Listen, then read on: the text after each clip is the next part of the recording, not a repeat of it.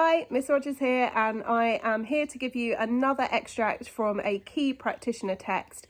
This time we're going to go with Stanislavski's An Actor Prepares, and the section that we're going to look at is on page 81 in this particular text, and it is about the circles of attention. The director continued his demonstration with electric lights today. Up till now, he said, we've been dealing with objects in the form of points of light. Now I'm going to show you a circle of attention. It will consist of a whole section, large or small in dimension, and will include a series of independent points of objects. The eye may pass from one to another of these points, but it must not go beyond the indicated limit of the circle of attention. First, there was complete darkness. A moment later, a large lamp was lighted on the table near which I was seated. The shade of the lamp threw the circle of rays down on my head and hands and made a bright light on the centre of the table, where there are a small number of things. These shone and reflected all sorts of different colours. The rest of the stage and the hall was swallowed up in darkness. This lighted space on the table, said the director, illustrates a small circle of attention. You yourself, or rather your head and hands, on which the light falls, are the centre of this circle. The effect was like magic. All the little knickknacks on the table drew my attention without any forcing or any instruction on my part. In a circle of light in the mists of darkness, you have the sensation of being entirely alone. I felt even more at home in this circle of light than in my own room. In such a small space as in this circle, you can use your concentrated attention to examine various objects in their most intricate details, and also carry on more complicated activities, such as defining shades of feeling and thought. Evidently, the director realised my state of mind, for he came right up to the edge of the stage and said, "Make a note immediately of your mood. It is what we call solitude in public. You are in a public because we are all here. It is solitude because you are divided from us by a small circle of attention. During a performance before an audience of thousands, you can always enclose yourself in this circle like a snail in its shell." After a pause, he announced that he would now show us a medium circle.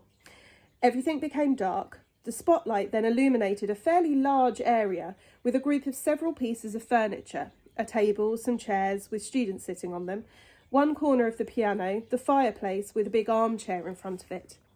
I found myself in the centre of the medium light circle.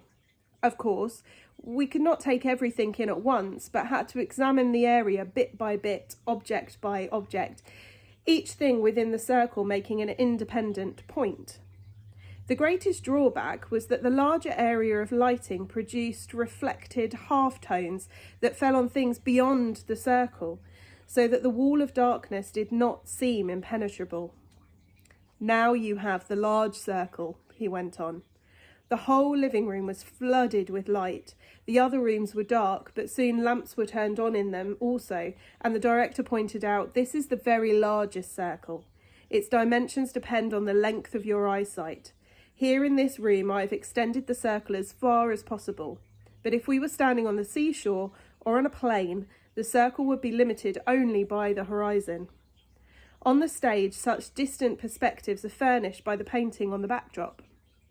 Now, let us try and repeat the exercises you have just done, except that this time we shall have the lights on." We all sat down on the stage around the large table with the large lamp. I was just where I had been a few moments before, and felt for the first time the sensation of being alone in public. Now, we were supposed to renew this feeling in full light with only a mental outline to make the circle of attention. When we were unsuccessful in our attempts, the director explained to us why. "When you have a spot of light surrounded by darkness," he said, "all the objects inside of it draw your attention because everything outside it, being invisible, there's no attraction there. The outlines of such a circle are so sharp and the encircling shadow so solid that you have no desire to go beyond its limits. When the lights are on, you have an entirely different problem, and there is no obvious outline to your circle. You are obliged to construct one mentally and not allow yourself to look beyond it. Your attention must now replace the light, holding you within certain limits, and this in spite of the drawing power of all sorts of objects now visible outside of it. Therefore, since the conditions with and without the spotlight are opposite, the method of maintaining the circle must change. He then outlined the given area by a series of objects in the room. For instance, the round table outlined one circle, the smallest.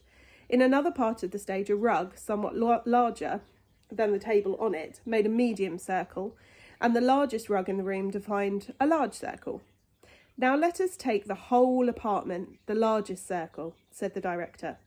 "Here everything that had helped me up till now to concentrate failed, and I felt powerless."